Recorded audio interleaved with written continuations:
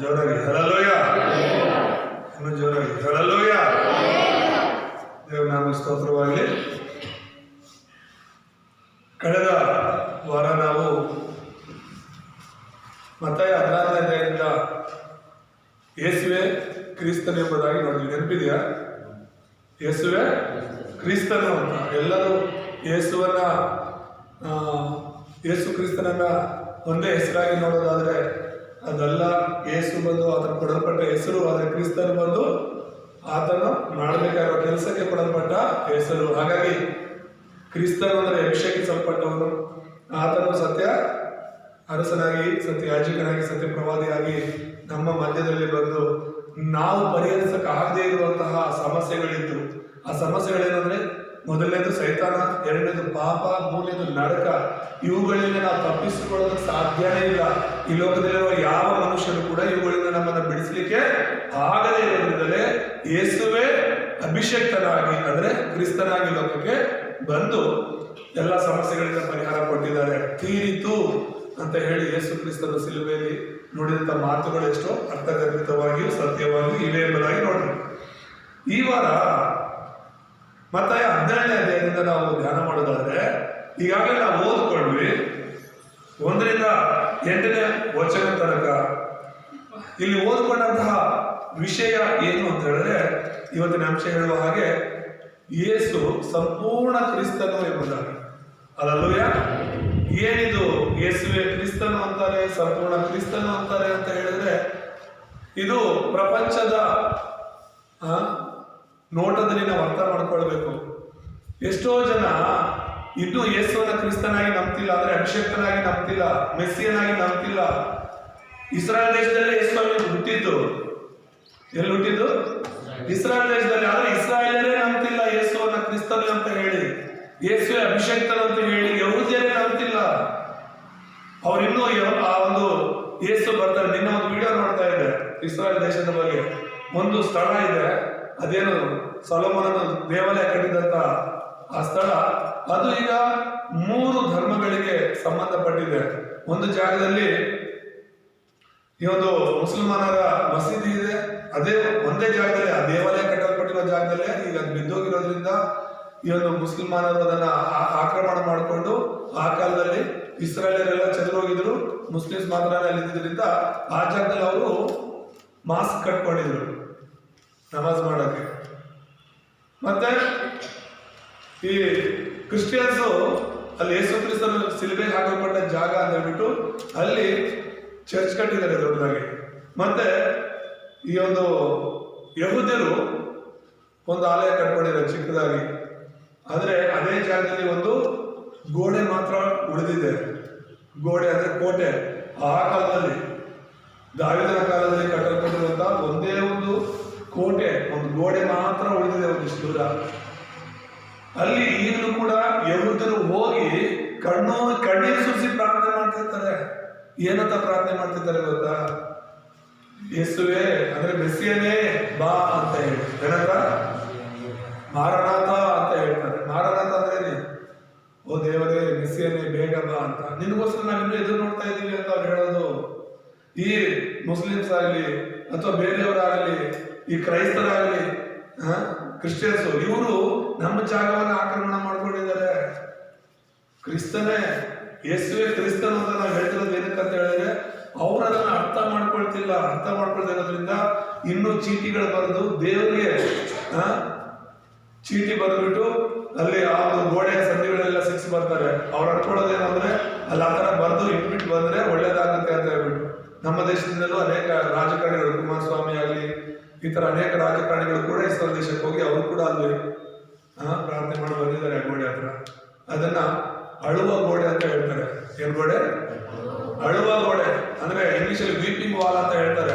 ಅಲ್ಲಿ ಹೋಗ್ಬಿಟ್ಟು ಅವರು ಹತ್ಕೊಂಡು ಪ್ರಾರ್ಥನೆ ಮಾಡೋದು. ಯಾಕಂದ್ರೆ ಅವ್ರು ಅನ್ಕೊಳ್ಳೋದು ಈ ಕ್ರಿಸ್ತನ ಇನ್ನೂ ಬಂದಿಲ್ಲ, ಅದಕ್ಕಾಗಿ ಕ್ರಿಸ್ತನನ್ನ ಕಳಿಸಿಕೊಡು ಅಂತ ಹೇಳ್ಬಿಟ್ಟು ದೇವರಿಗೆ ಹೋಗಿ ಪ್ರಾರ್ಥನೆ ಮಾಡೋದು.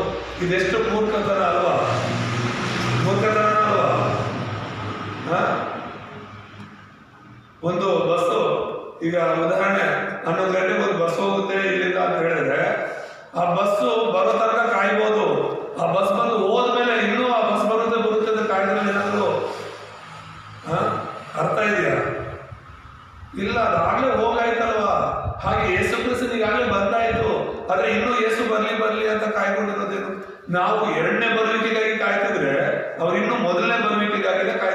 ಅರ್ಥ ಆಗ್ತಿದೆ ಹೇಳ್ತಿರೋದು?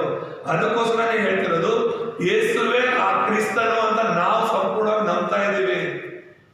ಆಮೇಲೆ ಇನ್ನೊಂದು ಯೇಸುಗಾಗಿ ನಾವು ಕಾಯ್ತಾ ಇಲ್ಲ, ಇನ್ನೊಂದು ಕ್ರಿಸ್ತನಿಗಾಗಿ ನಾವು ಕಾಯ್ತಾ ಇಲ್ಲ. 2000 ವರ್ಷಗಳ ಹಿಂದೆ ಬಂದ ಆ ಯೇಸುವೇ ಕ್ರಿಸ್ತನು, ಅಭಿಷಕ್ತನು, ದೇವರಿಂದ ಕಳಿಸಲ್ಪಟ್ಟವನು. ಬೈಬಲ್ ಅಲ್ಲಿ ಇವನು ಪ್ರಿಯನಾದ ನನ್ನ ಕುಮಾರನು, ಇವನನ್ನು ನಾನು ಮೆಚ್ಚಿದ್ದೇನೆ ಅಂತ ಹೇಳ್ಬಿಟ್ಟು ಇವತ್ತು ಓದ್ಕೊಂಡಂತ ವಚನದಲ್ಲಿ ಕೂಡ ನಾವು ನೋಡ್ತೀವಿ. ಮತ್ತೆ 4ನೇ ಅಧ್ಯಾಯದಲ್ಲಿ ಕೂಡ ಯೇಸು ಸ್ವಾಮಿ ದೀಕ್ಷಾಸ್ನಾನ ತೆಗೆದುಕೊಳ್ಳುವಾಗ 3ನೇ ಅಧ್ಯಾಯದಲ್ಲಿ ಅಲ್ಲಿ ಕೂಡ ಪಾರಿವಾಳ ಯೇಸು ಕ್ರಿಸ್ತನ ಮೇಲೆ ಇಳಿದು ಬರೋದು, ಆಕಾಶ ತೆರೆದು ದೇವರು ಮಾತನಾಡುವ ಸ್ವರ, ಇವನು ಪ್ರಿಯನಾದ ನನ್ನ ಕುಮಾರ, ಇವನನ್ನು ನಾನು ಮೆಚ್ಚಿದ್ದೇನೆ. ಹಲ್ಲೆಲೂಯ. ಸೊ ಇಲ್ಲಿ ನಾನು ಏನ್ ಹೇಳ್ತಿದ್ದೀನಿ, ದೇವರೇ ಹೇಳ್ತಿದ್ದಾರೆ ಇವನು ಕ್ರಿಸ್ತನು ಅಂತ. ಯೇಸು ಕೂಡ ಹೇಳೋದು ನಾನೇ ಕ್ರಿಸ್ತನು ಅಂತ. ಶಿಷ್ಯರು ಹೇಳ್ತಾ ಇದ್ದಾರೆ ಯೇಸುವೇ ಕ್ರಿಸ್ತನು ಅಂತ. ಆದ್ರೆ ಇನ್ನೂ ಅನೇಕ ಜನ ನಂಬ್ತಾ ಇಲ್ಲ. ಅರ್ಥ ಆಗ್ತಿದ್ಯಾ? ಅದಕ್ಕಾಗಿ ನೀನ್ ನಂಬಬೇಕು. ಕಳೆದ ವಾರ ನಾನು ಹೇಳಿದೆ ಯೇಸುವೇ ಕ್ರಿಸ್ತನು ಅಂತ. ಈ ವಾರ ಇನ್ನೂ ಆಳವಾಗಿ ನಾವು ನೋಡ್ತಾ ಇರೋದು ಈ ಯೇಸುವೇ ಸಂಪೂರ್ಣ ಕ್ರಿಸ್ತನು, ಯಾವ ಅನುಮಾನನೂ ಇದರಲ್ಲಿ ಇಲ್ಲ ಎಂಬುದಾಗಿ ನೋಡ್ತಾ ಇರೋದು. ಸೊ ಹಾಗಾಗಿ ಇವತ್ತಿನ ಅಂಶ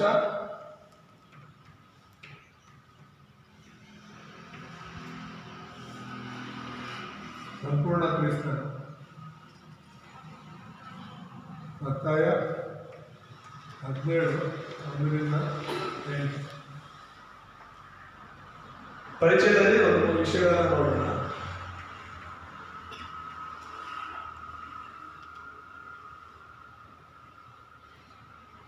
ಈಗ ನಾವು ನೋಡ್ತಾ ಇರೋದು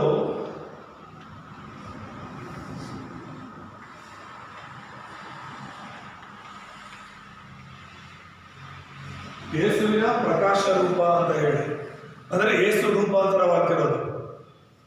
ಮೊದಲನೇ ಸಲ ಯೇಸು ಸ್ವಾಮಿ ರೂಪಾಂತರವಾಗ್ತಿರೋದು. ರೂಪಾಂತರ ಅಂದ್ರೆ ಬೇರೆ ರೂಪ, ಯೇಸುವಿನ ರೂಪ ಬೇರೆ ಆಗಿರೋದನ್ನ ಶಿಷ್ಯರು ಮೊದಲನೇ ಸಲ ನೋಡ್ತಾ ಇರೋದು.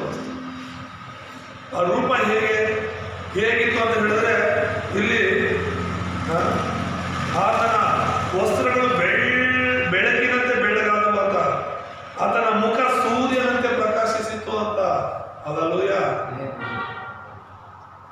ನೀನು ನಾನು ಕೂಡ ಇದೇ ತರ ರೂಪಾಂತರವಾಗ್ತೀವಿ. ಯೇಸು ಕ್ರಿಸ್ತನು ಯಾವ ತರ ರೂಪಾಂತರವಾದ್ರೋ ಅದೊಂದು ಶಾಪವನ್ನು ನಮಗೆ ತೋರಿಸಿರೋದು ಯೇಸು ಕ್ರಿಸ್ತನು. ಅದೇ ತರ ನಾವು ಕೂಡ ಯೇಸು ಬರೋ ದಿನದಲ್ಲಿ ರೂಪಾಂತರವಾಗಿ ದೇವರ ಬಳಿಗೆ ಹೋಗ್ತೇವೆ. ಆಮೇಲೆ ದೇವರ ನಾಮ ಸ್ತೋತ್ರವಾಗಿ. ಆದ್ರೆ ಇಲ್ಲಿ ಮುಖ್ಯವಾಗಿ ಗಮನಿಸಬೇಕಾಗಿರುವಂಥದ್ದು ಒಂದು 3 ವಿಷಯಗಳನ್ನ ಇದರಲ್ಲಿ ನಾವು ನೋಡುವಾಗ, ಮೊದಲನೇದಾಗಿ ಯೇಸು ಕ್ರಿಸ್ತನು ಒಂದು 3 ವ್ಯಕ್ತಿಗಳನ್ನ ಕರ್ಕೊಂಡು ಹೋಗ್ತಾರೆ.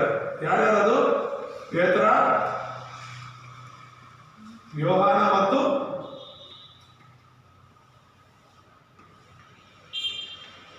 ಯಾಕೋಬ. ಯಾರಿವರು? ಹೇಳಿಲ್ಲ ಯಾರು? ಪೇತ್ರ, ಯೋಹಾನ, ಯಾಕೋಬನ ಮಾತ್ರ. ಎಷ್ಟು ಜನ ಯೇಸು ಸ್ವಾಮಿಗೆ ಶಿಷ್ಯರು? ಎಷ್ಟು ಜನ? 12 ಜನ. ಆದ್ರೆ 3 ಜನರನ್ನ ಮಾತ್ರ ವಿಂಗಡವಾಗಿ ಕರ್ಕೊಂಡು ಹೋದ್ರು ಅಂತ ಇದೆ. ಇದೊಂದೇ ಜಾಗದಲ್ಲ, ಸುಮಾರು ಕಡೆ ಈ 3 ಜನನ ಮಾತ್ರನೇ ಸಪರೇಟ್ ಆಗಿ ಕೆಲವು ಸಲ ಕರ್ಕೊಂಡು ಹೋಗಿದ್ದಾರೆ. 12 ಜನ ಶಿಷ್ಯರು ಕೂಡ 3 ಜನ ಬೇರ್ಪಡಿಸಿದ್ದು. ಯಾಕಂತ ಹೇಳಿದ್ರೆ ಇವರು ಅತ್ಯಂತ ಪ್ರಾಮುಖ್ಯವಾದ ವ್ಯಕ್ತಿಗಳು. ಹಲ್ಲೆಲೂಯ.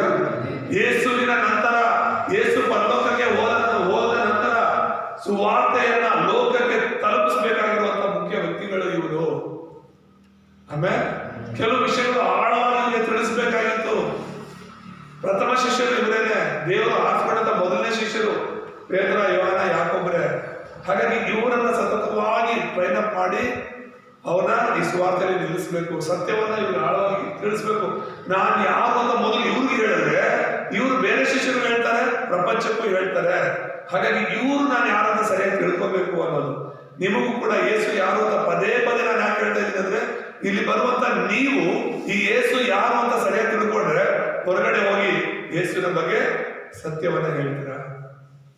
ಆಮೇಲೆ ಸೊ ಅದಕ್ಕೋಸ್ಕರನೇ ನಾವು ನೋಡ್ತೇವೆ ವಿಂಗಡವಾಗಿ ಇವ್ರನ್ನ ಕರ್ಕೊಂಡು ಹೋದ್ರು ಎಂಬುದಾಗಿ. ಮತ್ತೆ 2ನೇ ವಿಷಯ ನಾವು ನೋಡುವಾಗ ಯೇಸುವಿನ ರೂಪ ಬದಲಾಗುವಂಥದ್ದು.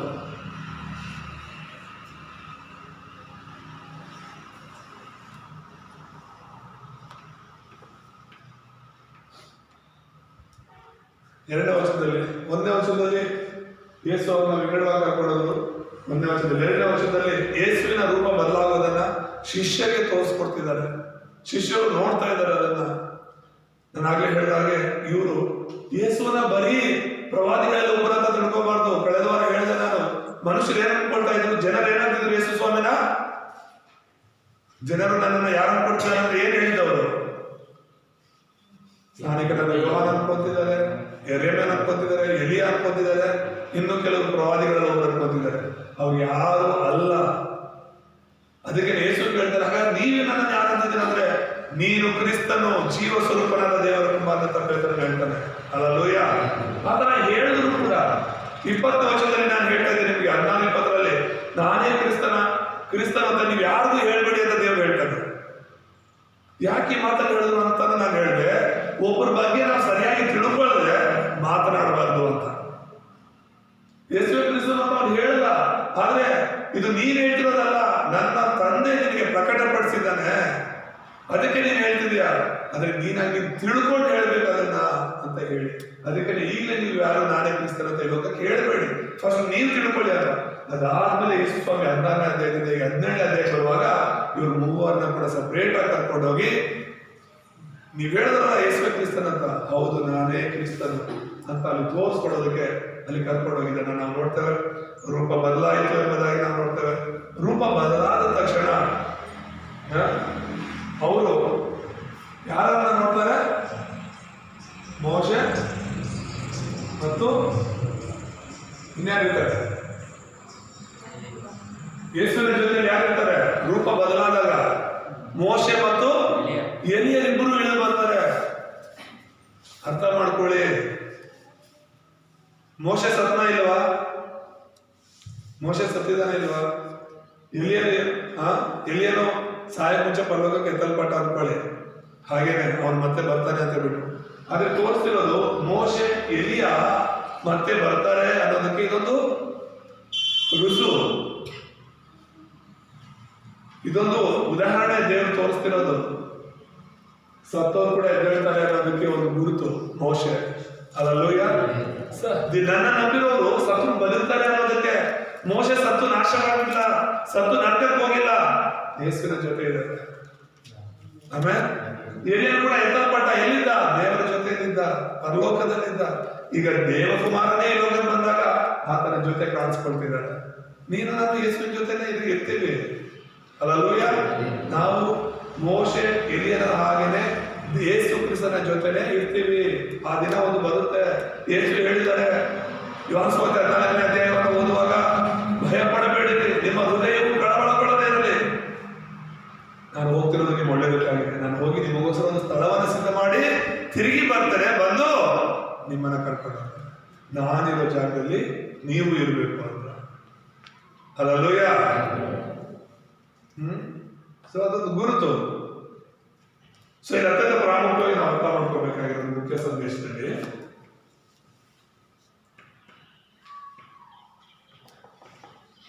ಎಲ್ಲರೂ ಸ್ವಲ್ಪ ಗಮನವಿಟ್ಟು ಕೇಳೋಣ. ಈ ಒಂದು ಶಿಷ್ಯರ ಹಾಗೆ ನಾವು ಕೆಲವು ಸಲ ಮೋಸ ಹೋಗ್ತೀವಿ. ಅದಕ್ಕೋಸ್ಕರ ಮೊದಲನೇದಾಗಿ ಮೋಶೆ.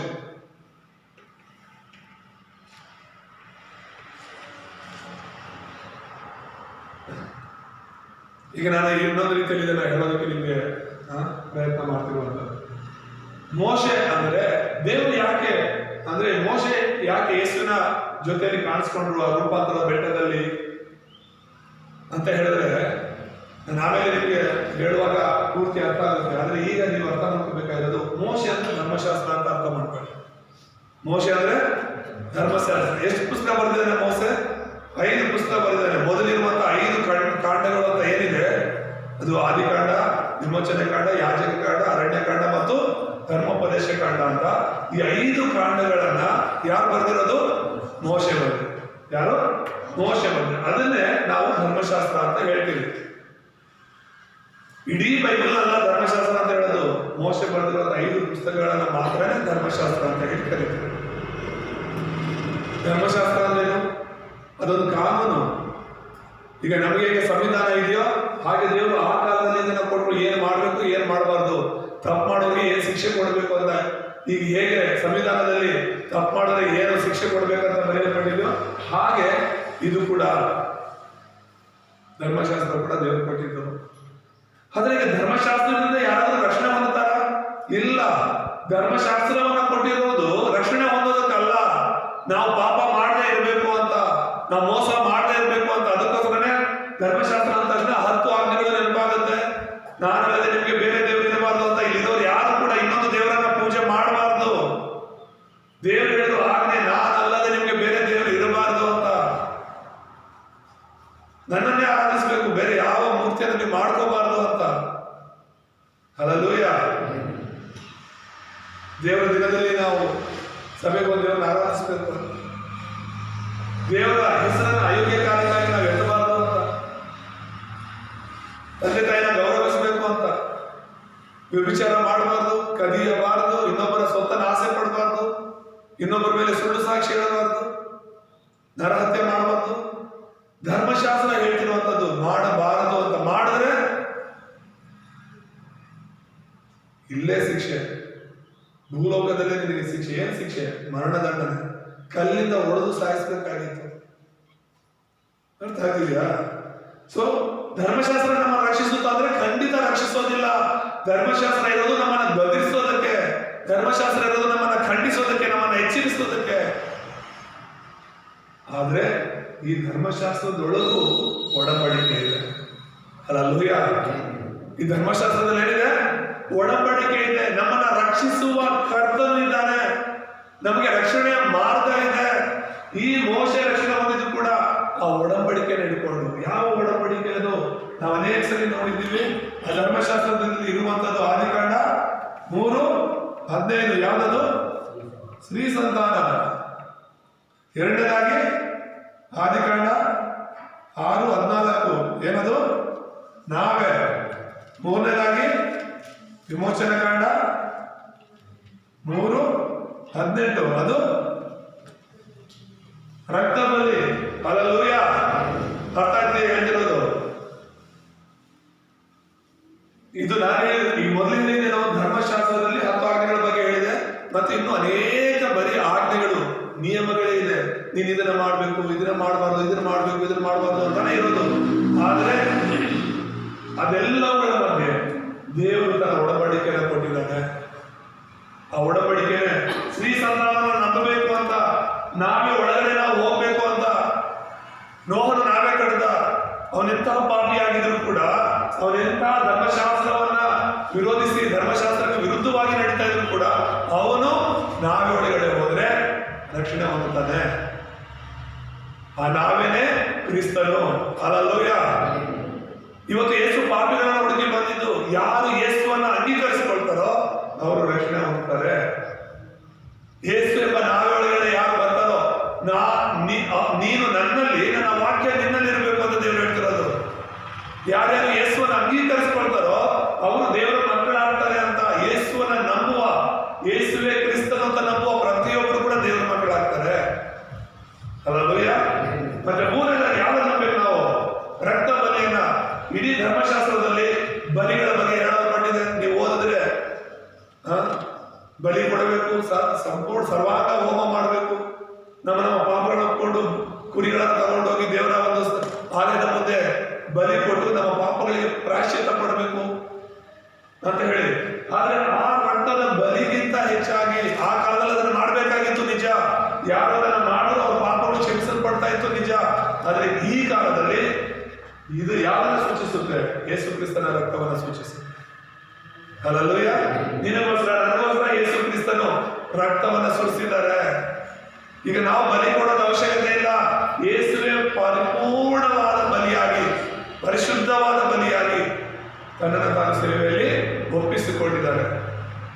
ಸೊ ಹಾಗಾಗಿ ಇಲ್ಲಿ ಮೋಶೆ ಮುಖ್ಯ ಅಲ್ಲ ನಮಗೆ, ಇಲ್ಲಿ ಧರ್ಮಶಾಸ್ತ್ರ ಮುಖ್ಯ ಅಲ್ಲ ನಮಗೆ. ಆದ್ರೆ ಮೋಶೆ ಹೇಳಿರುವಂತಹ ಧರ್ಮಶಾಸ್ತ್ರದಲ್ಲಿರುವಂತಹ ಕ್ರಿಸ್ತನೇ ಮುಖ್ಯ ಆಗಬೇಕು. ಅರ್ಥ ಆಗ್ತಿದ್ಯಾ? ಕೆಲವರೆಲ್ಲ ಹೇಳ್ತಾರೆ ಧರ್ಮಶಾಸ್ತ್ರದಲ್ಲಿ, ಬೈಬಲಲ್ಲಿ ಈ ತರ ಬರ್ತಿದೆ ಅಲ್ವಾ, ಇದನ್ನ ಹಿಂಗ್ ಮಾಡ್ಬೋದಾ, ಅದನ್ನ ಹಂಗ್ ಮಾಡ್ಬೋದಾ ಅಂತ. ಆದ್ರೆ ಕ್ರಿಸ್ತನ ಬಗ್ಗೆ ಅವ್ರಿಗೆ ಯಾವುದೇ ನಂಬಿಕೆ ಇರೋದಿಲ್ಲ. ಯೇಸು ಕ್ರಿಸ್ತನ ಬಗ್ಗೆ ನಂಬಿಕೆ. ಇವತ್ತು ಕೂಡ ಎಷ್ಟೋ ಜನ ಸೇವಕರು ಯೇಸು ಕ್ರಿಸ್ತನು ಯಾರು ಅಂತ ಸರಿಯಾಗಿ ಗೊತ್ತಿಲ್ಲದೆ ಇದ್ದಾರೆ. ವಿಶ್ವಾಸಿಗಳಲ್ಲ, ಸೇವಕರಿಗೆಲ್ಲ ಗೊತ್ತಿಲ್ಲದೆ ಇದ್ದಾರೆ. ಅವ್ರಿಗೆಲ್ಲ ಬೇರೆ ವಿಷಯಗಳೆಲ್ಲ ಚೆನ್ನಾಗಿ ಗೊತ್ತು, ಬೈಬಲಲ್ಲಿ ಕ್ರಿಸ್ತನ್ ಯಾರಂತಾನೆ ಸರಿಯಾಗಿ ಗೊತ್ತಿಲ್ಲ. ಈ ಕ್ರಿಸ್ತನು ಹಳೆ ಒಡಂಬಡಿಕೆಯಲ್ಲಿ ಹೇಳಲ್ಪಟ್ಟಿರೋದನ್ನ ಗೊತ್ತು ಅನ್ನೋ ತರ ಅನ್ಕೊಂಡಿರ್ತಾರೆ, ಆದ್ರೆ ಅದ್ರ ಬಗ್ಗೆ ಅವರು ಸೀರಿಯಸ್ ಆಗಿ ತೆಗೆದುಕೊಳ್ಳೋದೇ ಇಲ್ಲ. ಈ ವಚನಗಳನ್ನ ಅವ್ರು ಸೀರಿಯಸ್ ಆಗಿ ತಗೊಳ್ಳೋಲ್ಲ. ಈ ವಚನಗಳನ್ನ ಬಲವಾಗಿ ವಿಶ್ವಾಸಿಗಳ ಹೃದಯದಲ್ಲಿ ಮುದ್ರೆ ಆಗೋ ತರ ಪ್ರಯತ್ನ ಮಾಡೋದಿಲ್ಲ. ಇದೇ ತಾನೇ ನಮ್ಗೆ ಮುಖ್ಯ, ಇದೇ ನಮ್ಮನ್ನ ರಕ್ಷಿಸೋದು. ಹಲ್ಲೆಲೂಯಾ. ಸ್ತ್ರೀ ಸಂತಾನವಾಗಿರೋ ಕ್ರಿಸ್ತನು. ಸ್ತ್ರೀ ಅಂದ್ರೆ ಏನು? ನಾವೆಲ್ಲ ತಂದೆ ಹೆಸರಿನ ಬರ್ಕೊಳ್ಳೋದು. ನೀವ್ ಯಾರ ಮಕ್ಕಳು ಅಂದ್ರೆ ಯಾರ ಮಗಳು ಅಂದ್ರೆ ನಿಮ್ ತಾಯಿ ಹೆಸರ ಹೇಳ್ತೀರಾ? ಇಲ್ಲ. ನಿಮ್ಮ ಆಧಾರ್ ಕಾರ್ಡ್ ಅಲ್ಲಾಗ್ಲಿ, ಸ್ಕೂಲಲ್ಲಾಗ್ಲಿ, ಯಾವುದೇ ಸರ್ಟಿಫಿಕೇಟ್ ಅಲ್ಲಿ ನಿಮ್ ತಂದೆ ಹೆಸರು ಇರುತ್ತೆ, ತಾಯಿ ಹೆಸರು ಇರಲ್ಲ. ಯಾಕಂದ್ರೆ ನಾವೆಲ್ಲ ಪುರುಷ ಸಂತಾನ. ಕ್ರಿಸ್ತನು ಮಾತ್ರ ಸ್ತ್ರೀ ಸಂತಾನ. ಯಾಕಂದ್ರೆ ಒಂದು ವೇಳೆ ಯೇಸು ಸ್ವಾಮಿ ಪುರುಷ ಸಂತಾನವಾಗಿದ್ರೆ ಈ ಮೂಲ ಪಾಪ ಯೇಸು ಸ್ವಾಮಿ ಮೇಲೂ ಕೂಡ ಇರ್ತಿತ್ತು. ಆಗ ಯೇಸು ಪರಿಶುದ್ಧನಾಗಿರೋದಕ್ಕೆ ಸಾಧ್ಯ ಆಗ್ತಿರ್ಲಿಲ್ಲ. ಅದಕ್ಕೆ ಯೇಸು ಕನ್ನಿಕೆಯಲ್ಲಿ ಹುಟ್ಟು ಬಂದಿದ್ದು. ಹಲ್ಲೆಲೂಯಾ. ದೇವರ ನಾಮಕ್ಕೆ ಸ್ತೋತ್ರ. ಸೊ ಎರಡನೇದಾಗಿ ನಾವು ನೋಡುವಾಗ ಮುಖ್ಯ ವಿಷಯವನ್ನ ಎಲಿಯನ ಬಗ್ಗೆ ನಾವು ನೋಡೋಣ.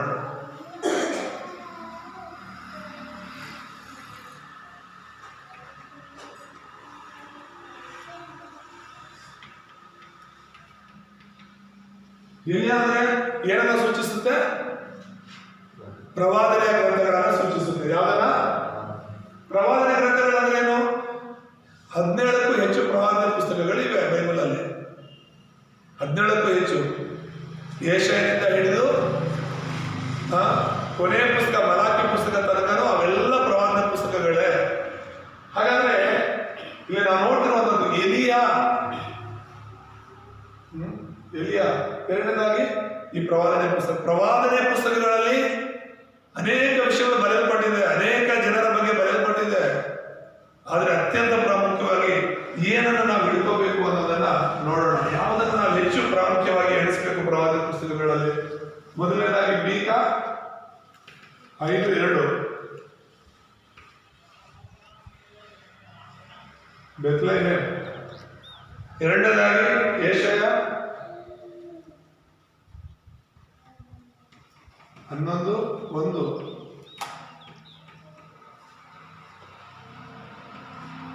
ಈಶಾನ್ಯ ಚಿಗುರು. ಮೂರನೇದಾಗಿ ಹೋಶೇಯ 11:1, ಐಗುಪ್ತ. ನಾಲ್ಕನೇದಾಗಿ ಜಕರ್ಯ 9:9.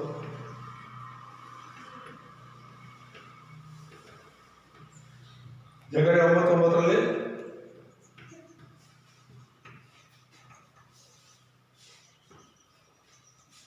ಕತ್ತೆಯ ಮೇಲೆ ಬರುವಂಥದ್ದನ್ನು ನೋಡ್ತೇವೆ. ಐದನೇದಾಗಿ ಹೋಶೇಯ 6:2.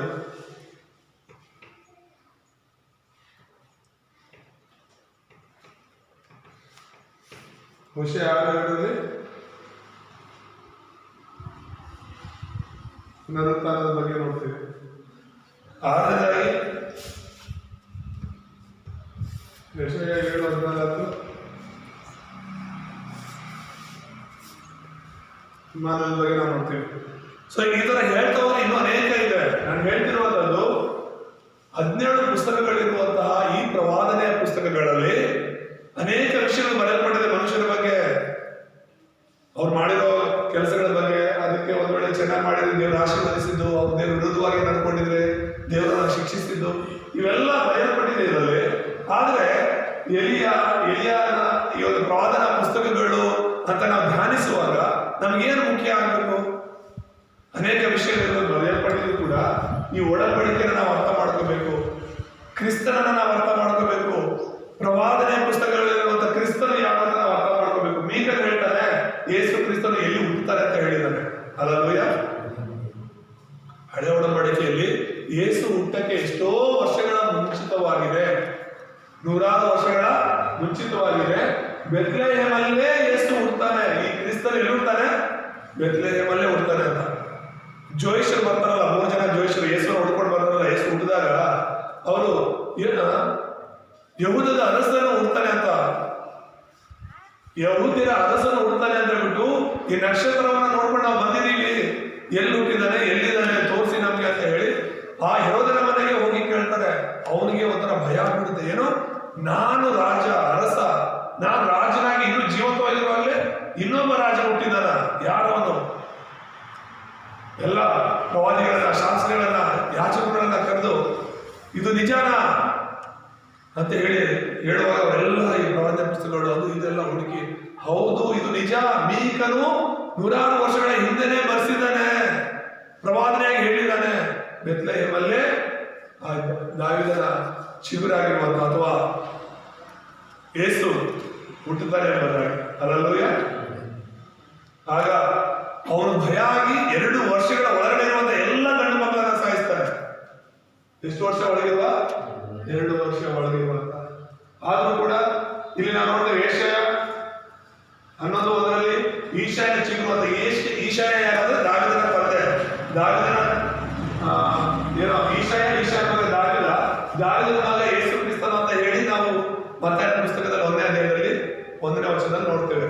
ಅಂದ್ರೆ ಆ ಸಂತಾನದಲ್ಲಿ ಬಂದಿದ್ದು ಅಂತ ಹೇಳ್ಬಿಟ್ಟು ಅದು ನೆರವೇರಿತು.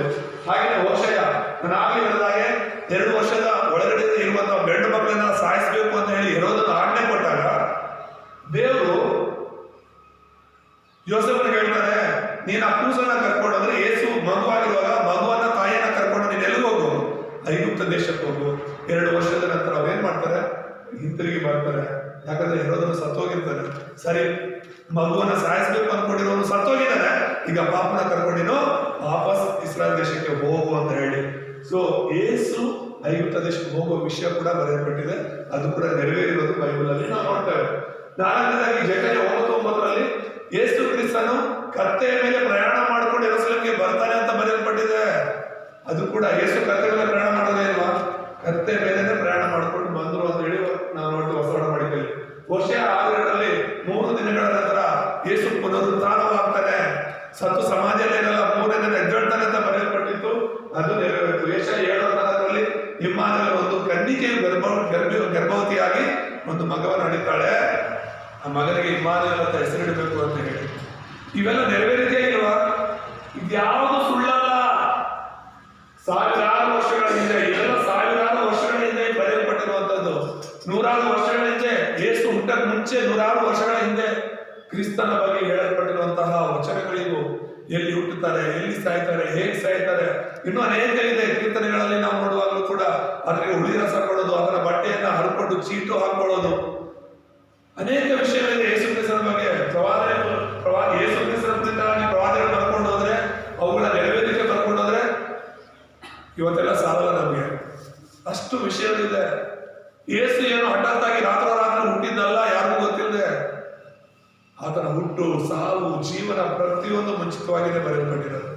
ಅದಕ್ಕೆ ನಾನು ಇಲ್ಲಿ ಏನ್ ಹೇಳಕ್ ಪ್ರಯತ್ನ ಪಡ್ತಿದ್ದೀನಿ ಅಂದ್ರೆ, ಇಲ್ಲಿ ಮೋಶೆ ಅಲ್ಲ ನಮ್ಗೆ ಮುಖ್ಯ ಆಗ್ಬೇಕಾಗಿರೋದು, ಇಲ್ಲಿ ಧರ್ಮಶಾಸ್ತ್ರ ಅಲ್ಲ ಮುಖ್ಯ ಆಗ್ಬೇಕಾಗಿರೋದು, ಅದರ ಒಳಗಡೆ ಇರುವಂತಹ ಕ್ರಿಸ್ತನು ಮುಖ್ಯ ಆಗ್ಬೇಕು ಅಂತ. ಆಮೇಲೆ ಇಲ್ಲಿ ಎಲಿಯನೆಲ್ಲ ಮುಖ್ಯ ಆಗ್ಬೇಕಂತ ಏನೋ ಎಲಿಯ ಆಕಾಶದ ಬೆಂಕಿ ಸುರಿಸ್ಬಿಟ್ಟ ಅಲ್ವಾ? ಸುರಿಸ್ತಾ ಇಲ್ವಾ?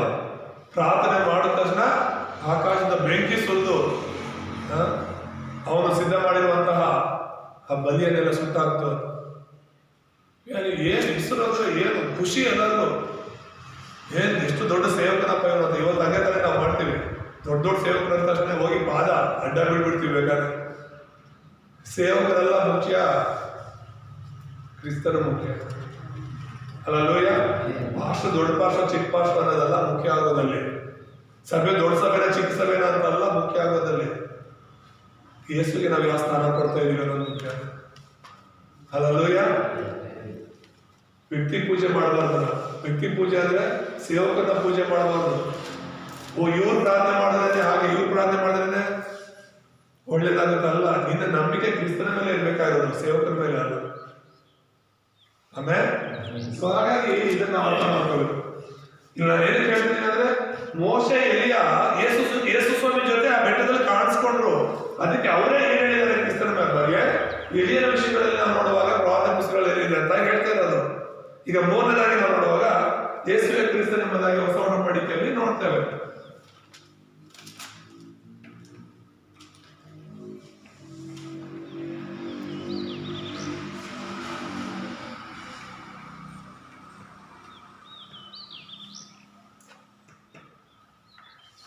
ಏನಂತ?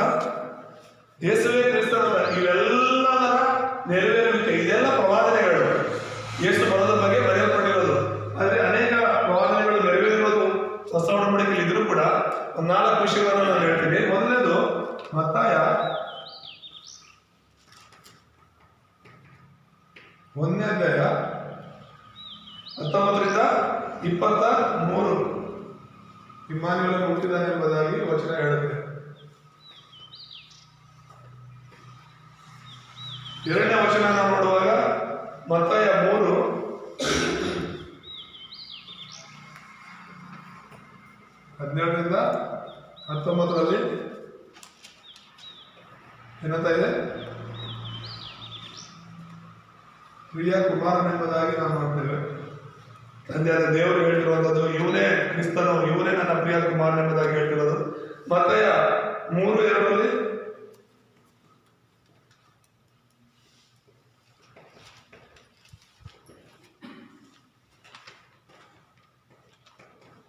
ಪರಲೋಕ ರಾಜ್ಯ ಸಮೀಪವಾಗಿದೆ ಅಂತ ಹೇಳ್ತಿದ್ದಾರೆ. ಪರಲೋಕ ರಾಜ್ಯ ನಿಮ್ಮ ಮಧ್ಯದಲ್ಲಿದೆ ಅಂತ ಹೇಳ್ತಿದ್ದಾರೆ. ಅದರ ಅರ್ಥ ಏನು? ರಾಜನೇ ನಮ್ಮ ಮಧ್ಯದಲ್ಲಿರುವಾಗ ಈಗ ಪರಲೋಕ ಎಲ್ಲಿರುತ್ತೆ? ನಮ್ಮಲ್ಲೇ ಇರುತ್ತೆ. ಹಲ್ಲೆಲೂಯ. ಯೇಸುವೇ ಪರಲೋಕದ ರಾಜನು, ಪರಲೋಕದ ದೇವರು. ಯೇಸು ಇರೋ ಕಡೆನೇ ಪರಲೋಕ ಇರುತ್ತೆ. ಹಲ್ಲೆಲೂಯ. ಸೊ ಅದೊಂದು ಗುರುತು, ಯೇಸುವೇ ಕ್ರಿಸ್ತನು ಅನ್ನೋದಕ್ಕೆ. ಕೊನೆಯದಾಗಿ ಒಂದು ವಚನ ನಾವು ನೋಡುವಾಗ ಯೋಹಾನ ಸುವಾರ್ತೆ 1:14.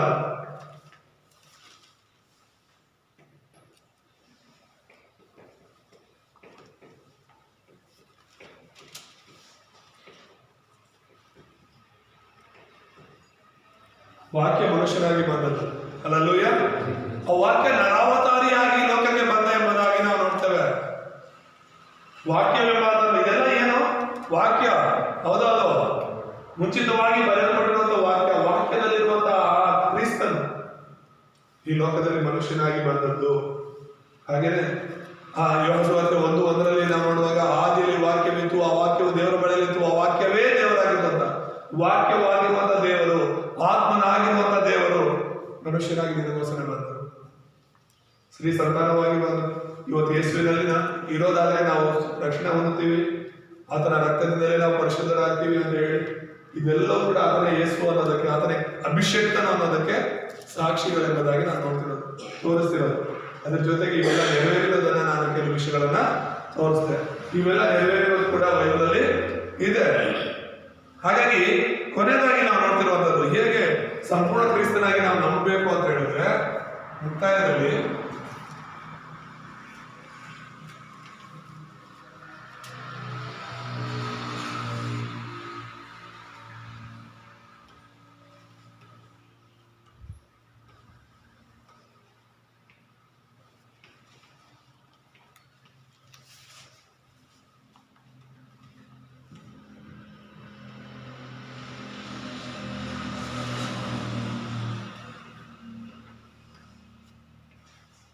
ಏನಂತ ಇದೆ? 8ನೇ ವಚನ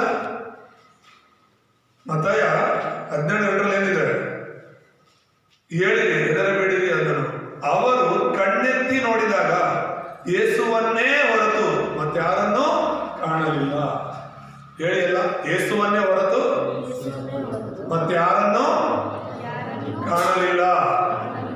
ಅವ್ರೇನ್ ಹೇಳ್ತಿರೋದು ಇಲ್ಲಿ? ಇವತ್ತು 3 ಜನ ಹೋಗಿರಲ್ಲ, ಪೇತ್ರ, ಯೋಹಾನ, ಯಾಕೋಬ ಆ ಪರ್ವತದಲ್ಲಿ ಇದ್ರು, ಬೆಟ್ಟದಲ್ಲಿ ಇದ್ರು. ಯಾವಾಗ ಈ ಮೋಶೆ, ಎಲಿಯ ಯೇಸು ಜೊತೆ ಇರೋದನ್ನ ನೋಡಿದ್ರು ಅವ್ರು ತುಂಬಾ ಖುಷಿ ಆಗೋಯ್ತು. ಯಾಕಂದ್ರೆ ಹಳೆ ಒಡಂಬಡಿಕೆಯೆಲ್ಲ ಹೇಳಲ್ಪಟ್ಟಿರುವಂತ ಈ ಮೋಶೆ, ಈ ಎಲಿಯನನ್ನು ಕೂಡ ನೋಡೋ ಭಾಗ್ಯ ನಮಗೆ ಸಿಗ್ತಲ್ಲ. ಯಾರೆಲ್ಲ ಇದುವರೆಗೂ ನಮ್ಮ ಜನರು ಮೋಶೆ ಮೋಶೆ ಮೋಶೆ ಧರ್ಮಶಾಸ್ತ್ರ ಅಂತ ಹೇಳ್ತಿದ್ರು ನಮಗೆ, ಆ ಮೋಶೆನ ನಾವು ಕಣ್ಣಾರೆ ನೋಡ್ತಾ ಇದ್ದೀವಿ, ಆ ಎಲಿಯನನ್ನು ನಾವು ಕಣ್ಣಾರೆ ನೋಡ್ತಾ ಇದ್ದೀವಿ. ಹಾಗಾಗಿ ಎಷ್ಟು ಪುಣ್ಯ ಮಾಡಿದೀವಿ ನಾವು ಅಂದ್ಕೊಂಡು ಪೇತ್ರನ ಹೇಳ್ತಾರೆ, ಈ ಮೂವರು ಕೂಡ ಯೇಸುಗೊಂದು, ಮೋಶೆಗೊಂದು, ಎಲಿಗೊಂದು, ಒಂದು ಪರ್ಣಶಾಲೆ, ಒಬ್ಬೊಬ್ಬರಿಗೂ ಒಂದೊಂದು ಗುಡಿಸಲಾಗ್ಬಿಟ್ಟು ನಾವೇನ್ ಮಾಡೋಣ? ಇಲ್ಲೇ ಇರೋಣ, ಎಲ್ಲೋ ಹೋಗೋದು. ಅರ್ಥ ಆಗ್ತಿದೆಯಾ? ಏನ್ ಮಾಡೋಣ ಅಂತ? ಪರ್ಣಶಾಲೆ ಮನೆಗಳನ್ನ ಕಟ್ಬಿಡೋದು, ಗುಡಿಸಲುಗಳ ಒಬ್ಬೊಬ್ಬರಿಗೂ ಒಂದೊಂದು ಗುಡಿಸಲಾಗ್ಬಿಟ್ಟು ನಾವಿಲ್ಲೇ ಈ ಬೆಟ್ಟದಲ್ಲೇ ವಾಸ ಮಾಡೋಣ, ಇದಕ್ಕಿಂತ ಒಳ್ಳೆ ಚಾನ್ಸ್ ಬೇರೆ ಇರುತ್ತಾ ಅಂತ ಹೇಳ್ಬಿಟ್ಟು ಪೇತ್ರನಿಗೆ ಹೇಳಿರೋದು ನಾವು ನೋಡ್ತೇವೆ. ಇಲ್ಲಿ ಮೋಶೆ ಅಲ್ಲ ಮುಖ್ಯ ನಮಗೆ, ಎಲಿಯ ಅಲ್ಲ ಮುಖ್ಯ ನಮಗೆ. ಅದಕ್ಕೇನೆ 8ನೇ ವಚನ ತುಂಬಾ ಸ್ಪಷ್ಟವಾಗಿದೆ. ಅವರು ಕಣ್ಣೆತ್ತಿ ನೋಡಿದಾಗ ಮೋಶೆ ಇರಲಿಲ್ಲ, ಎಲಿಯ ಇರಲಿಲ್ಲ, ಅಲ್ಲಿದ್ದಿದ್ದು ಯೇಸು ಮಾತ್ರನೇ. ಹಲ್ಲೆಲೂಯಾ. ಅದಕ್ಕೆ ನಮಗೆ ನಮ್ಮ ಹೃದಯದಲ್ಲಿ ಯೇಸು ಮಾತ್ರನೇ ಸಂಪೂರ್ಣ ಕ್ರಿಸ್ತನಾಗಿರಬೇಕು. ಈ ಹೃದಯ ಯೇಸುಗಾಗಿ ಮಾತ್ರ ಇರಬೇಕು. ಈ ಹೃದಯದ ಯಜಮಾನ ಯೇಸು ಮಾತ್ರನೇ ಇರಬೇಕೇ ವಿನಃ ಬೇರೆ ಯಾರು ಇರಬಾರದು. ಹಲ್ಲೆಲೂಯಾ. ನಮ್ಮ ಜೀವಿತಕ್ಕೆ ಯಜಮಾನ ಯೇಸು ಮಾತ್ರನೇ ಇರಬೇಕು ಅಂತ ಹೇಳ್ತಿರೋದು. ನಾನು ಹೇಳ್ತಿರೋದು ಎಷ್ಟು ಮಟ್ಟಿಗೆ ನಿಮ್ಗೆ ಅರ್ಥ ಆಗ್ತಿದ್ಯೋ? ಒಂದು ದಿನ ಬರುತ್ತೆ, ಅಂತ್ಯ ದಿನ ಬರುತ್ತೆ. ಒಂದು ವೇಳೆ ಅದರೊಳಗೆ ನೀವು ಸತ್ತಿದ್ರೂ ಪರವಾಗಿಲ್ಲ, ಕ್ಷಣ ಮಾತ್ರದಲ್ಲಿ ಬದುಕುವಂತಹ ಪುನರುತ್ಥಾನವಾಗುವಂತಹ ಕ್ಷಣ ನಮ್ಮ ಪಾರ್ಶ್ವ ಮೈಕಿಕೊಂಡು ಕಿರಿಚಿ ಏನ್ ಹೇಳ್ತಿದ್ರು ಅಂತ ನಿಮ್ಗೆ ಅರ್ಥ ಆಗುತ್ತೆ. ಇದೆಲ್ಲ ನಮ್ಮ ಕಣ್ಣು ಮುಂದೆ ನೆರವೇರುವ ದಿನಗಳು ಬರುತ್ತೆ. ಒಂದು ದಿನ ಯೇಸು ಇಳಿದು ಬರೋದನ್ನ ನೋಡ್ತೀವಿ, ನಾವು ಮರಣವನ್ನ ಜಯಿಸೋದನ್ನ ನೋಡ್ತೀವಿ, ಯೇಸುನ ಸಂಧಿಸ್ತೀವಿ, ಯೇಸು ಜೊತೆ ನಾವು ಶಾಶ್ವತವಾಗಿರ್ತೀವಿ. ಇದೇ ಸತ್ಯ. ಹಲ್ಲೆಲೂಯಾ. ಯೇಸುವನ್ನ ಬಿಟ್ಟರೆ ಬೇರೆ ದೇವರು ಇಲ್ಲ. ಅದಕ್ಕೋಸ್ಕರ ಯೇಸುವೆ ಕ್ರಿಸ್ತನು ಅನ್ನೋದು ಮಾತ್ರ ಅಲ್ಲ, ಯೇಸುವೆ ಪರಿಪೂರ್ಣ ಕ್ರಿಸ್ತನು ಅಂತ ನಂಬಬೇಕು. ಅದಕ್ಕೊಂದು 3 ಉದಾಹರಣೆಗಳನ್ನ ನಾನು ಕೊಡ್ತೀನಿ, 3 ವಚನಗಳನ್ನು. ಮೊದಲನೇದಾಗಿ ನಾವು ನೋಡಿದ್ದು ಮತ್ತಾಯ 16:16. ಮತ್ತಾಯ 16:16. ಯೇಸು ಯಾರು? ಯೇಸುವೆ ಕ್ರಿಸ್ತನು. ಏನಂತ ನಂಬಿದ್ವಿ ನಾವು? ಮತ್ತಾಯ 16 ಹೇಳೋದೇನೋ ಯೇಸುವೆ ಕ್ರಿಸ್ತನು ಅಂತ ನಂಬ್ತಾ ಇದ್ದೀವಿ. ಎರಡನೇದಾಗಿ ನಾವು ನೋಡುವಾಗ ಅದು ಮತ್ತಾಯ 17 1ರಿಂದ 8 ನಾವು ನೋಡುವಾಗ ಯೇಸುವೆ ಕೇವಲ ಕ್ರಿಸ್ತನು. ಆಮೇಲೆ ಇಲ್ಲಿ ಯೇಸುವೆ ಕ್ರಿಸ್ತನು ಅಂತ ಹೇಳುವಾಗ ಇಲ್ಲಿ ನಾವು ನೋಡಿದ್ರು ಕೇವಲ ಕ್ರಿಸ್ತನು ಅಂತ ನಂಬಬೇಕು. ಇಲ್ಲಿ ಎಲಿಯನು ಕ್ರಿಸ್ತನಲ್ಲ, ಇಲ್ಲಿ ಮೋಶೆ ಕ್ರಿಸ್ತನಲ್ಲ, ಯೇಸುವೆ ಕೇವಲ ಕ್ರಿಸ್ತನು. ಹಲ್ಲೆಲೂಯಾ. ಮೂರನೇದಾಗಿ ನಾವು ನೋಡುವಾಗ ಮತ್ತು ಯೇಸುವನ್ನು ನಾವು ನಂಬಬೇಕಾಗಿರುವಂಥದ್ದು ಯೋಹಾನ ಸುವಾರ್ತೆ 21ನೇ ಅಧ್ಯಾಯದಲ್ಲಿ 15ರಿಂದ 18 ನಾವು ನೋಡುವಾಗ ಯೇಸುವೆ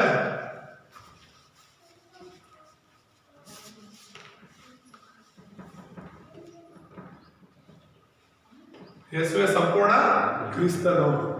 ಹಲ್ಲೆಲೂಯಾ. ಅರ್ಥ ಆಗ್ತದೆ ಹೇಳ್ತಿರೋದು? ಯೇಸುವಿನ ಯಾವ ರೀತಿ ನಾವು ನಂಬಬೇಕು? ಯೇಸುವಿನ ಜೊತೆಗೆ ನಾವು ಬೇರೆ ಯಾವ ದೇವರನ್ನ ಇಟ್ಕೋಬಾರ್ದು. ನಮ್ಮ ಹೃದಯದಲ್ಲಿ ಯಾವ ನಾಯಕರನ್ನ ಇಟ್ಕೋಬಾರ್ದು, ಯಾವ ಮನುಷ್ಯರನ್ನ ಇಟ್ಕೋಬಾರ್ದು. ನಮ್ಮ ಹೃದಯದ ಯಜಮಾನ ಯೇಸು ಮಾತ್ರನೇ. ಹಾಗಾಗಿ 3 ಹಂತಗಳನ್ನ ನಾವು ದಾಟಬೇಕು. ಇಲ್ಲ ಹಾಗೆ ಶಿಷ್ಯರಿಗೆ ಯಾಕೆ ನಾನೇ ಕ್ರಿಸ್ತನ ಅಂತ ಹೇಳ್ಬೇಡಿ ಅಂತ ಯಾಕೆ ಹೇಳೋದಂದ್ರೆ, ಮೊದಲನೇ ಹಂತ ಅದು ಯೇಸುವೇ ಕ್ರಿಸ್ತನ ಅಂತ ತಿಳ್ಕೊಂಡಿದ್ರೆ ಆದ್ರೂ ಹೇಳ್ಬೇಡಿ ಅಂತ. ಯಾಕಂದ್ರೆ ಇನ್ನೊಂದು ಹಂತ ಬರಬೇಕಾಗಿತ್ತು. ಈ ಬೆಟ್ಟ, ಈ ಒಂದು ರೂಪಾಂತರದ ಬೆಟ್ಟಕ್ಕೆ ಕರ್ಕೊಂಡು ಬಂದು ಕೇವಲ ಕ್ರಿಸ್ತನ ತೋರಿಸಿದರೆ, ಇಲ್ಲಿ ಮೋಶೆ ಎಲಿಯ ಇದ್ರು ಕೂಡ ಅವ್ರಿಗೋಸ್ಕರ ಪರ್ಣಶಾಲೆ ಕಟ್ಬೇಕಂತಿದ್ರು ಕೂಡ ಅವರೆಲ್ಲ ಕಾಣದೆ ಹೋಗುತ್ತೆ. ಅವ್ರು ಅಡ್ಡ ಬಿದ್ದು ನಮಸ್ಕಾರ ಮಾಡಿ ಎದ್ದೊಳುವಾಗ ಯೇಸು ಹೊರತು ಯಾರನ್ನು ನೋಡ್ತಾ ಇಲ್ಲ. ನಮ್ಮ ಜೀವನದಲ್ಲಿ ಯೇಸು ಹೊರತು ಬೇರೆ ಯಾರು ಇರಬಾರ್ದು ಅನ್ನೋದು ಈ ವಚನ ತೋರಿಸುತ್ತೆ. ಮತ್ತೆ ಆಗ್ಲೂ ಕೂಡ ನೀವು ನಾನೇ ಕ್ರಿಸ್ತನ ಹೇಳಿ ಅಂತ ಹೇಳಿಲ್ಲ. ಇನ್ನೊಂದು ಹಂತ ಬರುತ್ತೆ. ಯೇಸು ಸತ್ತು ಎದ್ದ ಮೇಲೆ ಯೋಹಾನ ಸುವಾರ್ತೆ 21ನೇ ಅಧ್ಯಾಯದಲ್ಲಿ ಕಾಣಿಸ್ಕೊಳ್ತಾನೆ ಪೇತ್ರನಿಗೆ. ಯಾಕೆ ಪದೇ ದೇವರವ್ರು ಕಾಣಿಸ್ಕೊಂಡು ನಾನೇ ಕ್ರಿಸ್ತನ ಅಂತ ಹೇಳ್ತಾರೆ? ಇವ್ರು ಬರೀ ಬಾಯಿ ಮಾತಲ್ಲಿ ಹೇಳಿದ ತಕ್ಷಣ ಅದನ್ನ ನಂಬಿದಾರೆ ಅಂತ ಅಲ್ಲ ಅರ್ಥ. ಯೇಸು ಸ್ವಾಮಿ ಸತ್ತಾಗ ಇದೇ ಪೇತ್ರ ಏನ್ ಮಾಡ್ದ? ಸ್ವಾರ್ಥ ಸರಕ್ಕೆ ಹೋದ, ಮೀನ್ ಹಿಡಿಯಕ್ಕೆ ಹೋದ, ಎಲ್ಲಿಗೋದ? ನೀನೇ ಕ್ರಿಸ್ತನು, ನಿಮಗೋಸ್ಕರ ಪ್ರಾಣ ಕೊಡ್ತಿದ್ದೇವ್ರೆ, ನಿನಗೆ ಯಾರಾದ್ರೂ ಮುಟ್ಟಾಗಿ ಬಂದ್ರೆ ನಾನ್ ಅಡ್ಡ ಹೋಗ್ತೀನಿ, ನಾನ್ ಸುಮ್ಮನೆ ಬಿಡಲ್ಲ ಅಂತ ಕತ್ತಿ ಹಿಡ್ಕೊಂಡಿದ್ದ ಯಾರು? ಪೇತ್ರ. ಒಂದು ಸಮಯ ಬರುತ್ತೆ, ನೀನ್ ಯೇಸು ಜೊತೆ ಇದ್ದಲ್ಲ ಅಂದ್ರೆ ನಾನು ಯೇಸು ಜೊತೆ ಇಲ್ಲ, ಆ ಯೇಸು ಯಾರಂತ ನನಗೆ ಗೊತ್ತಿಲ್ಲ ಅಂತ ಇದೇ ಪೇತ್ರ ಓಡೋಗ್ತಾರೆ. ಮನೆ ಕೆಲಸ ಮಾಡೋ ಹುಡುಗಿ ಕೇಳುತ್ತೆ, ನಿನ್ನನ್ನು ಯೇಸು ಜೊತೆ ನೋಡಿದ್ದೆ ಅಂದ್ರೆ ನೀನೇನ್ ಹೇಳ್ತಿದ್ರೆ ನನಗೆ ಗೊತ್ತೇ ಇಲ್ಲ ಅಂತ ಓಡೋಗ್ತಾರೆ. ಇಂಥ ಪೇತ್ರನ ಇಟ್ಕೊಂಡು, ಇಂಥ ಶಿಷ್ಯನ ಇಟ್ಕೊಂಡು ದೇವರಲ್ಲಿ ಸ್ವಾರ್ಥ ಸಾಧಕ್ಕಾಗುತ್ತೆ ಲೋಕಕ್ಕೆ. ಅದಕ್ಕೋಸ್ಕರ ಪುನರುತ್ಥಾನಗೊಂಡ ಮೇಲೆ ಶಿಷ್ಯರಿಗೆ ಮತ್ತೆ ಕಾಣಿಸ್ಕೊಂಡು ದೇವರು ಹೇಳ್ತಿರುವಂಥದ್ದು, ಪೇತ್ರನೇ ನನ್ನನ್ನು ಪ್ರೀತಿಸ್ತೀಯ? ಏನಂತ ಹೇಳಿ ಅಲ್ಲ, ಏನಂತ? ಪೇತ್ರನೇ ನನ್ನನ್ನು ಪ್ರೀತಿಸುತ್ತೀಯ? 3 ಸಲ ಪ್ರೀತಿಸ್ತೀನಿ. 3 ಸಲ ಸುಳ್ಳು ಹೇಳಿರ್ತಾನೆ ಅವನು, ನೀನು ಯಾರು ಗೊತ್ತಿಲ್ಲ ಅಂತ. ಯೇಸು ಯಾರು ಗೊತ್ತಿಲ್ಲ ಅಂತ ಹೆಸರು ಹೇಳಿರ್ತಾನೆ, 3 ಸಲ ಹೇಳಿರ್ತಾನೆ. 3 ಸಲ ಯೇಸು ಅಂತ ಹೇಳ್ತಾನೆ, ಪೇತ್ರನೇ ನನ್ನ ಪ್ರೀತಿಸ್ತೀಯ? ಪ್ರೀತಿಸ್ತೀನಿ. 2ನೇ ಸಲ ಪೇತ್ರನೇ ನಿಜವಾಗ್ಲೂ ನೀನು ನನ್ನ ಪ್ರೀತಿಸ್ತೀಯ? ಪ್ರೀತಿಸ್ತೀನಿ. 3ನೇ ಸಲ ನಿಜವಾಗ್ಲೂ ಹೇಳೋದು ನೀನು ನನ್ನ ಪ್ರೀತಿಸ್ತೀಯ ಅಂದ್ರೆ ಆಗ ಅರ್ಥಕೊಂಡು ಯಾಕೆ ಹೇಳ್ತಿದ್ದಾರೆ ಯೇಸು ಅಂತ ತಿಳ್ಕೊಂಡು, ನಾನು ತಪ್ಪು ಮಾಡಿದೆ, ನೀನೇ ಕ್ರಿಸ್ತನು ಅಂತ ಗೊತ್ತಿದ್ರು ಕೂಡ ಸರಿಯಾಗಿ ನಾನು ಅದನ್ನು ನಂಬಿಲ್ಲ, ಪರಿಪೂರ್ಣವಾಗಿ ಅದನ್ನು ನಂಬಿಲ್ಲ. ಈಗ ನಂಬ್ತಿದ್ದೀನಿ ಸ್ವಾಮಿ, ಈಗ ನಂಬ್ತಿದ್ದೀನಿ, ನೀನೇ ಪರಿಪೂರ್ಣ ಕ್ರಿಸ್ತನ ನನ್ನ ಜೀವನದಲ್ಲಿ. ನೀನೇ ಕ್ರಿಸ್ತನ ಅಂತ ಅರಿಕೆ ಮಾಡಿದ ಮೇಲೆ ಕೂಡ ನಿನ್ನನ್ನು ಬಿಟ್ಟು ನಾನು ಮೀನು ಹಿಡಿಯಕ್ಕೆ ಹೋದೆ. ನೀನು ಸತ್ತು ಸಮಾಧಿಯಲ್ಲಿ ಇರ್ಬೇಕಾದ್ರೆ ನನ್ನ ನಿರೀಕ್ಷೆ ಸತ್ತೋಯ್ತು, ನನ್ನ ನಂಬಿಕೆ ಸತ್ತೋಯ್ತು. ನಿನ್ನ ಹಿಂಬಾಲಿಸೋದನ್ನ ಬಿಟ್ಟು, ನೀನು ಹೇಳಿರುವಂತ ಇಷ್ಟು ವರ್ಷಗಳು ನನ್ನ ಜೊತೆ ಇಟ್ಕೊಂಡು ನೀನು ಹೇಳಿರುವಂತ ಈ ಪರಲೋಕದ ಸುವಾರ್ತೆನ ಬಿಟ್ಟು ಮೀನು ಹಿಡಿಯಕ್ಕೆ ಹೋಗ್ತಾ ಇದ್ದೆ. ನಾನು ಮಾಡಿದ ತಪ್ಪು. ನಾನು ಇನ್ಮೇಲೆ ಯಾರನ್ನ ಪ್ರೀತಿ ಮಾಡಲ್ಲ. ನನ್ನ ಕಸುಬಾಗ್ಲಿ, ನನ್ನ ಒಂದು ನನಗೆ ಅನಿಸೋದಕ್ಕೆಲ್ಲ ನಾನು ಹೋಗಲ್ಲ. ನಿಮ್ಗೆ ಇಷ್ಟವಾದ ಮಾರ್ಗದಲ್ಲಿ ನಾನು ಹೋಗ್ತೇನೆ. ಸರಿ, ಹಾಗಾದ್ರೆ ನೀನೇನ್ ಮಾಡು? ನನ್ನ ಕುರಿಗಳನ್ನ ಮೇಯಿಸು. ಅಲ್ಲೂಯ, ಕುರಿಗಳನ್ನ ಮೇಯಿಸೋದ್ರೇನು? ಸುವಾರ್ತೆ ಸಾರು, ಅವನ ಶಿಷ್ಯನಾಗಿ ಬೆಳೆಸು ಅಂತ ಹೇಳ್ಬಿಟ್ಟು ಹೇಳ್ತಾನೆ. ಈಗ ಹೋಗಿ ನಾನೇ ಕ್ರಿಸ್ತನ ಅಂತ ಹೇಳು ಅಂತ ಹೇಳ್ತಾನೆ. ಅದಲ್ಲೂಯ. ಅದಕ್ಕೇನೆ ನಾವು ಸುವಾರ್ತೆ ಸಾರಕ್ಕೆ ಮುಂಚೆ, ಇನ್ನೊಬ್ಬರಿಗೆ ವಾಕ್ಯ ಹೇಳಕ್ ಮುಂಚೆ ಮೊದಲು ನಾವು ಸರಿಯಾಗಿ ತಿಳ್ಕೊಳ್ಳೋದು ಮುಖ್ಯ. ನಾವು ಸರಿಯಾಗಿ ತಿಳ್ಕೊಂಡಿಲ್ಲ ಅಂದ್ರೆ ನಾವು ಎಷ್ಟು ತಿಳ್ಕೊಂಡಿದ್ದೋ ಅಷ್ಟು ಮಾತ್ರ ಸರಿ ಹೇಳ್ತೀವಿ. ಇನ್ನು ಗೊತ್ತಿಲ್ಲದಿರೋ ವಿಷಯಗಳೆಲ್ಲ ತಪ್ಪಾಗಿ ಹೇಳ್ತೀವಿ. ಅದಕ್ಕೆ ತರಬೇತಿ ತುಂಬಾ ಮುಖ್ಯ. ಸತ್ಯ ಸುವಾರ್ತೆಗಳಿರುವಂತ ನಾವು ಇದನ್ನೆಲ್ಲ ಹಿಡ್ಕೊಳ್ಳೋದು ತುಂಬಾ ಮುಖ್ಯ. ಯೇಸು ನಿನ್ನ ಜೀವನದಲ್ಲಿ ಯಾರು? ಸಂಪೂರ್ಣ ಕ್ರಿಸ್ತನಾಗಬೇಕು. ಆಮೇಲೆ ಪ್ರಾರ್ಥನೆ ಮಾಡ್ಕೊಳ್ಳೋಣ. ನಮ್ಮನ್ನು ಬಹಳವಾಗಿ ಪ್ರೀತಿಸುವಂತ ನಮ್ಮ ತಂದೆಯಾದ ದೇವರೇ, ಈ ಸಮಯದಲ್ಲಿ ನಮ್ಮನ್ನು ತಗ್ಗಿಸಿಕೊಂಡು ನಿಮ್ಮ ನಾಮವನ್ನು ಹೆಚ್ಚಿಸುತ್ತಾ ಕರ್ತನೇ ಸ್ತೋತ್ರ ಸ್ವಾಮಿ. ಇವತ್ತಿನ ವಾಕ್ಯ ನಮ್ಮ ಹೃದಯದಲ್ಲಿ ಸಂಪೂರ್ಣವಾಗಿ ಅಪ ಬಲವಾಗಿ ಆಳವಾಗಿ ಮುದ್ರೆಯಾಗಲಿ ಎಂಬುದಾಗಿ ನಾವು ಪ್ರಾರ್ಥನೆ ಮಾಡ್ತೇವೆ. ಹೌದು ಕರ್ತನೆ, ಮತ್ತಾಯನ ಸುವಾರ್ತೆಯಲ್ಲಿ 12ನೇ ಅಧ್ಯಾಯ 8ನೇ ವಚನದಲ್ಲಿ ಹೇಳುವ ಹಾಗೆ, ಹೇಗೆ ನಿನ್ನ ಶಿಷ್ಯರು ನಿಮ್ಮನ್ನು ಹೊರತು ಬೇರೆ ಯಾರನ್ನು ನೋಡಿಲ್ವೋ, ನಮ್ಮ ಜೀವನದಲ್ಲೂ ಕೂಡ ಅಷ್ಟೇ ನೀವೇ ನಮ್ಮ ಸಂಪೂರ್ಣ ಕ್ರಿಸ್ತನಾಗಿ, ಕೇವಲ ಕ್ರಿಸ್ತನಾಗಿ ದೇವರೇ ಇರಬೇಕಾಗಿ ನಾವು ಪ್ರಾರ್ಥನೆ ಮಾಡ್ತೇವೆ. ಇಲ್ಲಿರುವಂತಹ ಮತ್ತು ಯೂಟ್ಯೂಬ್ ಮೂಲಕ ಕೇಳ್ತಿರುವಂತ ಎಲ್ಲ ನಿನ್ನ ಮಕ್ಕಳನ್ನು ಆಶೀರ್ವದಿಸಿ ನಿಮ್ಮ ಆತ್ಮನಿಂದ ತುಂಬಿಸಿ. ಅಪ್ಪ ದೇವರೇ ಸ್ತೋತ್ರ ಸ್ವಾಮಿ. ಹೌದು ಕರ್ತನೆ, ಈ ಸತ್ಯವನ್ನು ನಮ್ಮ ಹೃದಯದಲ್ಲಿ ಆಳವಾಗಿ ಹಿಡ್ಕೊಂಡು ನಾವು ಭೇಟಿಯಾಗುವಂತ ಅನೇಕರಿಗೆ ಈ ಸ್ವಾರ್ಥನ ಸಾರುವಂತೆ ಸಹಾಯ ಮಾಡಿದೆ ದೇವರೇ. ಇದೇ ಸತ್ಯ, ಈ ಸತ್ಯವನ್ನು ನಾವು ಬಲವಾಗಿ ಹಿಡ್ಕೊಂಡು ಅಪ್ಪ ದೇವರೇ ಈ ಸತ್ಯಕ್ಕಾಗಿ ನಾವು ಜೀವಿಸಲು ಕ್ರಿಸ್ತನಾದ ಯೇಸುವಿನ ನಾಮದಲ್ಲಿ ಪ್ರಾರ್ಥಿಸಿ ಬಿಡುತ್ತೇವೆ ತಂದೆ. ಆಮೆನ್.